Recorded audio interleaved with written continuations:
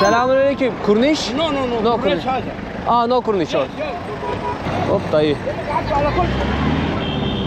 Dayı çocuklara bağıracağına yola bak, bize çarpacaksın. Abi sen nereye geliyorsun? Gerçi biz de yolun ortasında duruyoruz dolmuşa bineceğiz diye. Herkes burada bekliyor ama yapacak bir şey yok. Kurniş? Okey. Selamünaleyküm. Kaç hocam şuraya. Hocam şöyle uzatır mısın?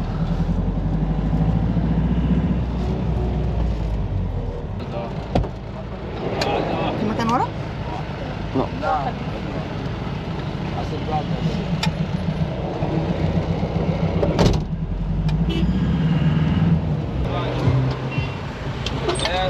Şükran.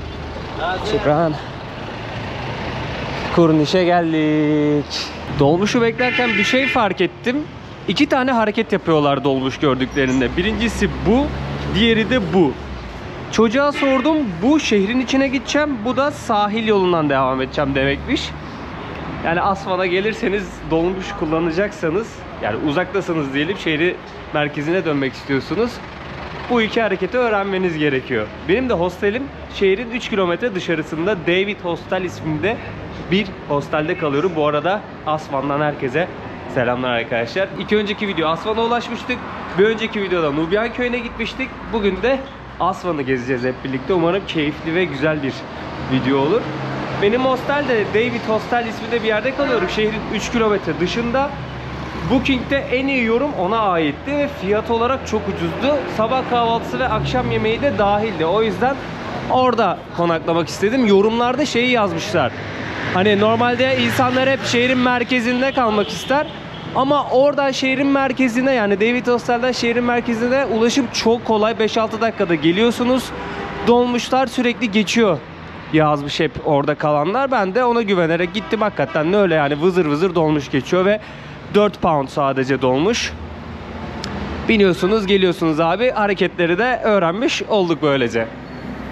Bugün hep birlikte Asvan şehrini gezeceğiz. Artık Mısır seyahatimin son günlerindeyim.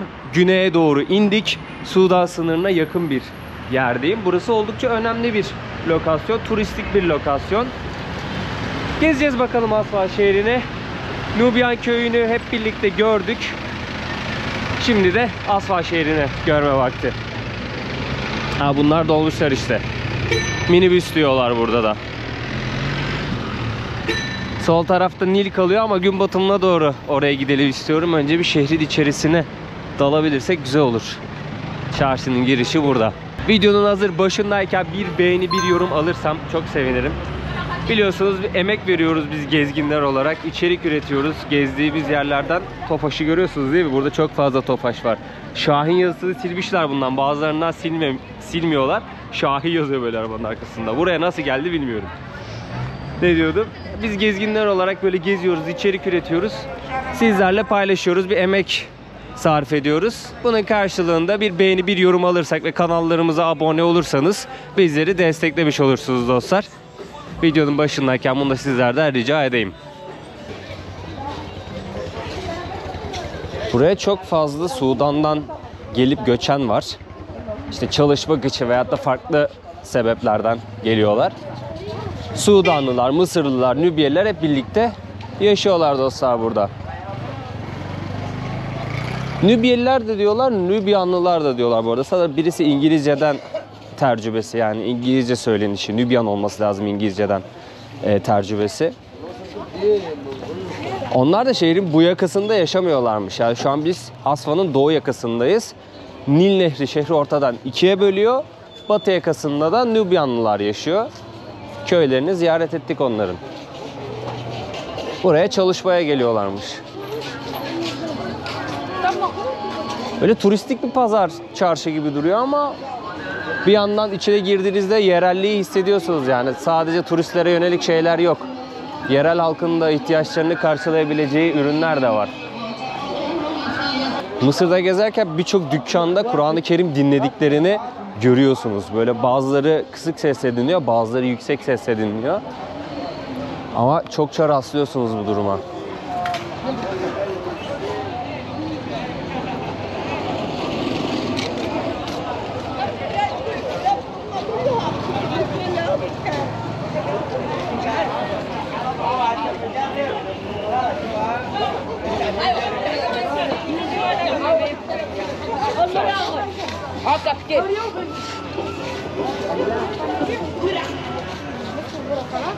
Sorry? 3,000. 3000.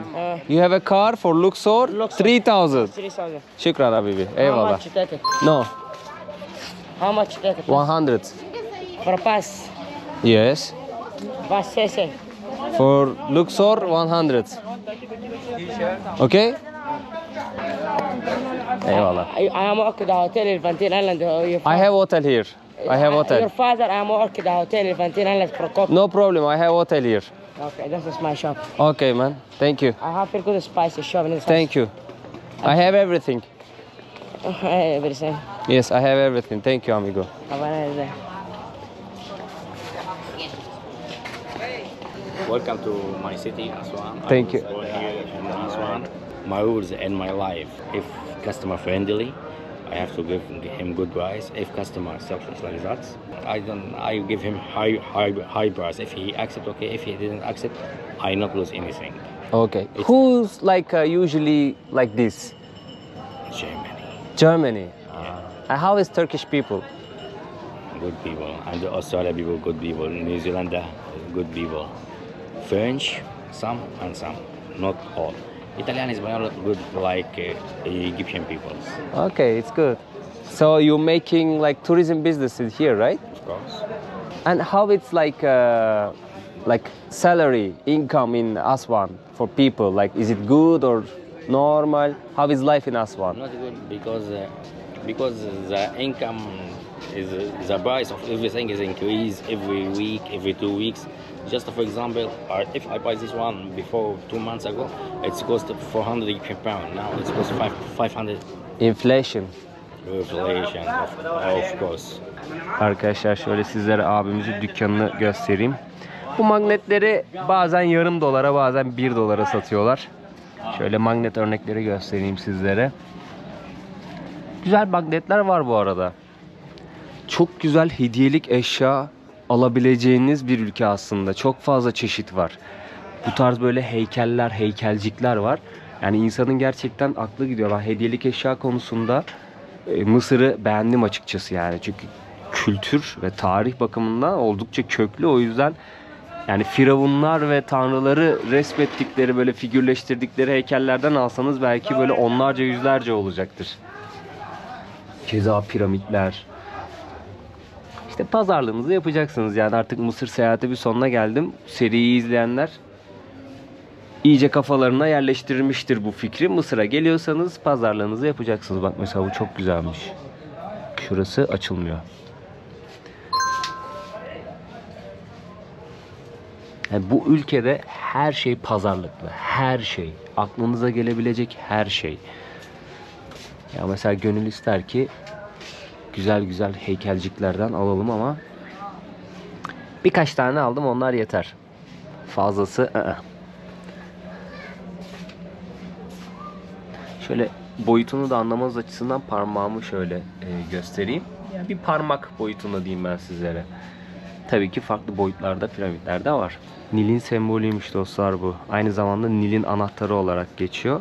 Böyle haç işareti görünce bir Hristiyanlıkla mı alakası var diye en başta düşünmüştüm ama değilmiş. From Türkiye. Yavaş yavaş. Hasan Şaş. Evet, evet. Evet. İsmi? İsmi Nasır. Nasır, Burak. Burak. Şif Burak. Nice to meet you. Where's manager? I have a This is like a traditional Egyptian. clothes, Egyptian clothes. Also Sudanese people wearing this. ما all Arab wear الجلابية. Celabi. Yeah. Celabiymiş bunun ismi. Burada kadınların giydiği geleneksel kıyafetler var. It's for women. Women. What is name? Also جلابية. Jelabi. أيوة.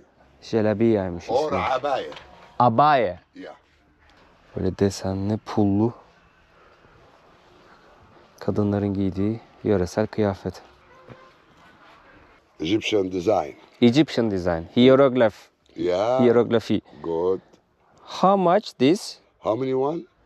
No, just asking price to learn. No, Baskı bu. to buy, not to learn, to buy. Cotton made in Egypt, not China. Burada yapmışlar. Made in Egypt. Hı. Burada yapmışlar. Pamuktan diyor. Bu baskı ama.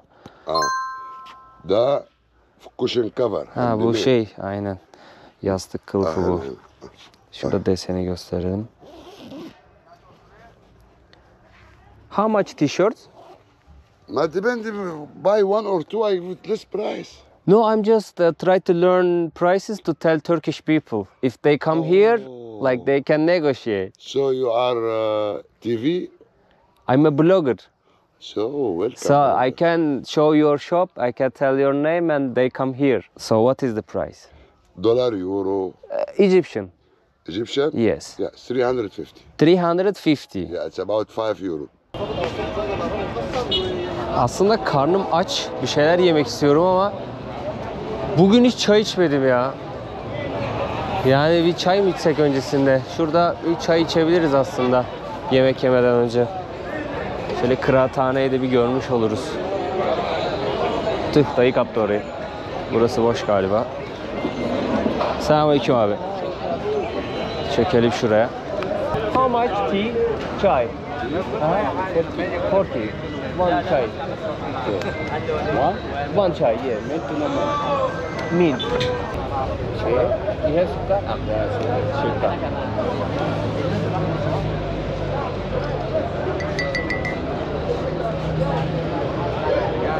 Şekerler hep iri taneli, bilmiyorum gözüküyor mu ama şöyle göstereyim. Çayı şekerli seviyorum ya. Kahveyi şekersiz içebiliyorum. Hatta daha çok seviyorum gibi bazı kahvelerde. Ama çay şekersiz hiç hoşuma gitmiyor. İçerim ama keyif almam. Normalde 10 ile 20 pound arası olması lazım çayın ama burası birazcık böyle meydanda bir yer. Bir de ben turistim. Kafadan 40 çekti. Okey dedim ben de. Pazarlık yapacak gücüm kalmadı artık. Vallahi billahi ya. Artık belli bir şeyden sonra enerjiniz bitiyor çünkü. Onların da yani ana gelir kaynağı turizm. Turistten para kazanıyorlar. O yüzden şey yapmıyorlar. Hiç pes etmiyorlar. Dakikalarca sizin peşinizde koşan insanlar olacak. Sabırlı olun. Yani çok da böyle şey yapmayın. İnsanları kırmadan hareket etmeye çalışın. Ben öyle yapmaya çalışıyorum. Ha, bazen tabii damarınıza basanlar da oluyor. Saygısızlık yapanlar da oluyor. Yok değil bu arada yani. Ama genelde ısrar oluyor. Çok öyle saygısızlık yapana denk gelmedi.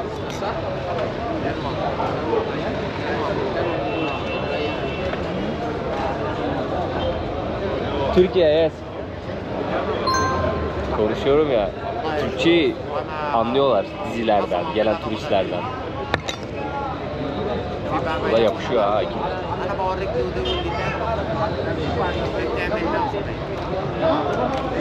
Vay be. Bir Mısır seyahatinde yedik bitirdik. Tıraş makinesi satıyor abi şurada. Şöyle göstereyim de onları rahatsız etmeden. Burada seyyar satıcı çok fazla. Yani insanlar ne iş bulursa yapıyorlar gibi geldi bana. Gerçekten çok yoksulluk var. Bazı şeyleri anlıyorum ama bazı şeylerde de yoksulluğun pek alakası yok. Hani insanın artık kendi karakteri, hayata bakış açısı, ne bileyim vicdanı diye düşünüyorum. Çünkü ilk defa yoksulluğu burada görmedim yani. Birçok şeyi düşündürüyor insana Mısır buraya gelip gezdiğinizde. Yani sadece turistik yerlere giderseniz tabii ki sanmıyorum böyle şeyleri düşüneceğinizi de. Ama burayla ilgili çok ciddi ön yargı var. Haklı olunan kısımlar var. Bence hakkı yenen taraflar da var. Bilmiyorum ya. Güzel geçti ama benim Mısır seyahatim. Ben sevdim, kaosu sevdim. İnsanlar güler yüzlü. Dediğim gibi yani sizden çok fazla para koparmaya çalışıyorlar, yalan değil. Sizi bir ayaklı bankamatik gibi görüyorlar.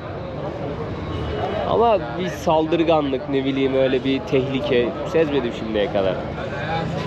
En azından güler yüzler, yani gülerek dolandırmaya çalışıyorlar, öyle söyleyeyim. Bunu farklı yollarla da yapabilirler. Tabii herkes değil.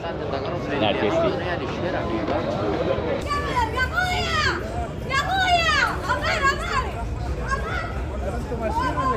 Sokak tatlıcısı buldum da böyle ufak bir parça kadayıftan yemek istiyorum. Burada böyle şerbetli tatlılar var. Şöyle göstereyim. Şambali var. Aa, bu şambaliyi de deneyelim ya. Kaymaksız yapıyorlar sanırım burada sadece. Bizde kaymak da koyuyorlar ya arasına. İzmirliler bilirler. Böyle güzel tatlılar var dostlar. Bir şambali de yeriz ya bence. Bir bakalım tadına nasıl. And one piece. Small. Oo. Aha. اجيب لك بقى ب 20 كمان. Yes please. ماشي. Ufak. Aha. Bakalım burada nasıl yapıyorlar. Bizde böyle arasına kaymak da koyuyorlar. Üzerine fıstık da şimdi. Oo, bol oldu. Çok bol oldu vallahi. He, içi fıstıklı. İçi fıstıklı. Şükran. ولا تاكله هنا؟ Buradayım. Aha. Aha. Şükran. Bizde böyle keserler.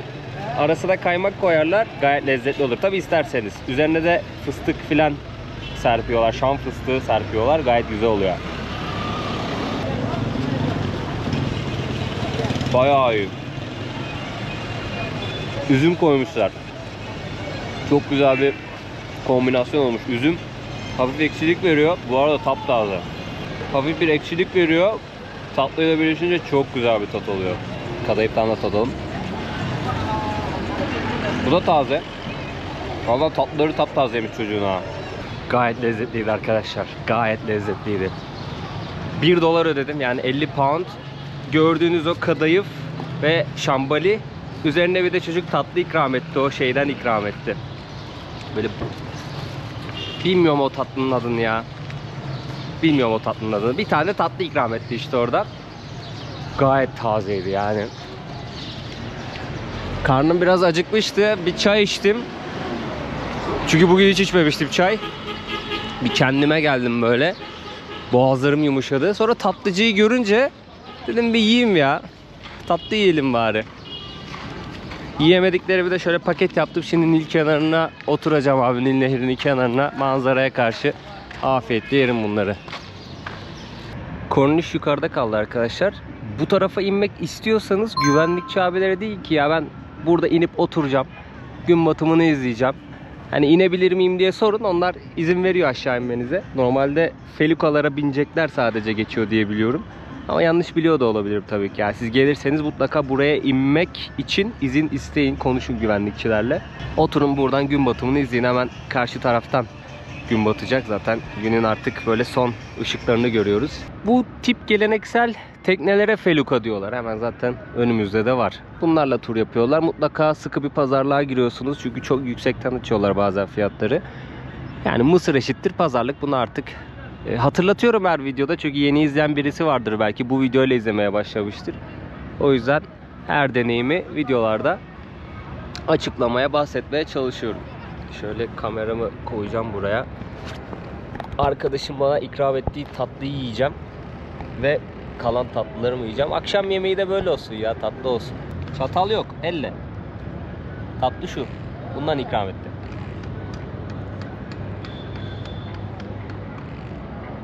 امبارح كنت عند البنزيمة كنت عايز تركب الكورنيش قلت لك دي مش الكورنيش Korniş ha. قلت لك استنى وركبنا مع بعض Okay. تو جزر بوتشر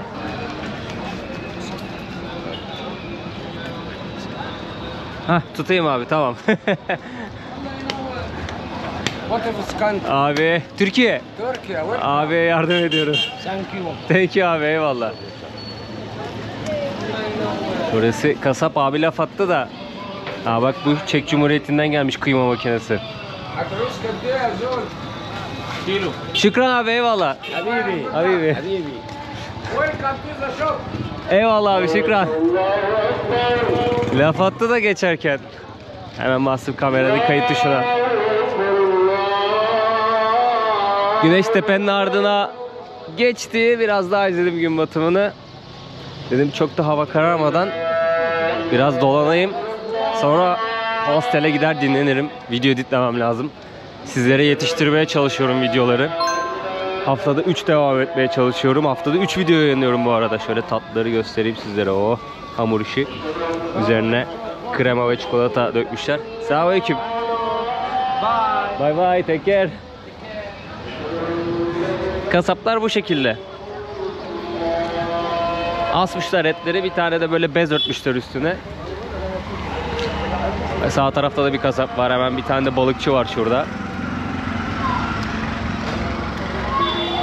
Dediğim gibi haftada 3 video yayınlamaya çalışıyorum ki çok uzun bir süredir, belki bir yılı aştı. Haftada 3 videoyla devam etmeye çalışıyorum. Abone olursanız, videoları beğenirseniz, yorum atarsanız büyük destek olmuş olursunuz bana dostlar.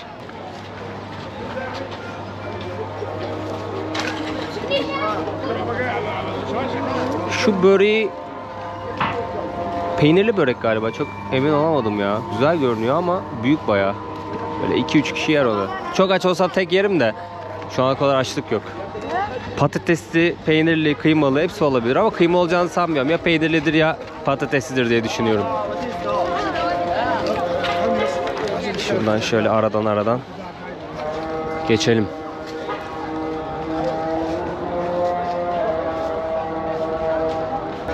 Kıyamam ya, her yerinde yara çıkmış. Geç dayı. Selamünaleyküm.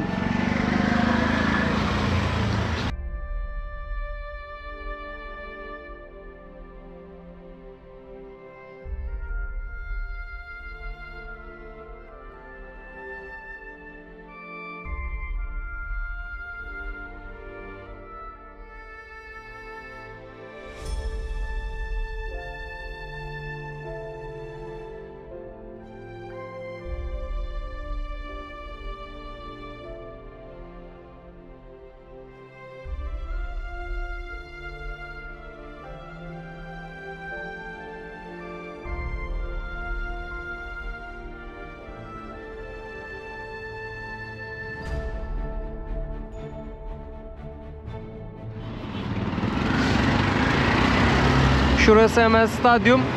Kurniş'ten biniyorsunuz abi şu dolmuşlara. Burada kalacaklar için söylüyorum bu kısmı. Geliyorsunuz, burada iniyorsunuz. Bakın burada durak var. Burada iniyorsunuz, hemen Coop isminde bir benzin istasyonu var. Onun karşısı. Bakın zaten şurada kalabalığı görüyorsunuz ya. O dolmuşları bekliyorlar. Buradan binip gitmiştik biz şehir merkezine. Tekrardan buraya döndük. Yani ola ki yolunuz Asfan'a düştü. David Hostel'de kalacaksınız. Dönüşü gösteriyorum. Buradaki benzinlikten zaten anlarsınız. Bugün 2 kere kavga gördüm. İlk defa Mısır'da, bakayım düşüneyim, bir Kahire'de falan gördüm mü, gözümden kaçtı mı ya da hatırıma geliyor mu şu an. Görmedim sanırım. İlk defa kavga gördüm bugün Asfan'da. Yani Mısır seyahatimde ilk defa kavga gördüm. Asfan'da denk geldik ki buranın insanı da şeker gibi yani. Gerçekten çok böyle sıcakkanlı, tatlı. Kavgayı da burada görmüş olduk ya da 2 kere. Birinde hatta böyle bir demir sopayı kapmış, boru kapmış, böyle sopa da değil yani, boru. Onunla saldıracaktı da adamı zor tuttular. Ne olduysa artık. Şimdi mahalleye girdik. Buradan böyle bir 300 metre kadar yürüyeceğiz, birkaç dakika. Hostele varacağız. Bu mahallede de ağırlıklı olarak Sudanlılar yaşıyormuş sanırım. Hostelin sahibiyle birazcık sohbet ettik. O bahsetti. Şöyle bir sürü de market var, göstereyim sizlere. Hostelde bu köşedeki bina dostlar. Komple bina bir aileye ait, onlar işletiyor. Gecelik ben tek başıma kalıyorum, gecelik $5. Sabah kahvaltısı ve akşam yemeği dahil, paylaşımlı odada kalırsanız geceliği $4. Yine sabah kahvaltısı ve akşam yemeği dahil, yani fiyat uygun. Hello. Hostelin çatısına geldim şimdi dostlar. Mahalle yukarıdan bu şekilde gözüküyor. Akşam yemeği yiyeceğim. Çorbamız var, makarnamız var. Burada bir mücver gibi bir şey var. Kadayıf tatlımız var ve çayımız var. Yemeğimiz de bu şekilde. Bana afiyet olsun arkadaşlar. Bu videoluk bu kadar. Bir sonraki videoda görüşmek üzere diyeyim. O zamana kadar kendinize çok iyi bakın. جربت اقول له اذا الاكل نايم الاكل امبارح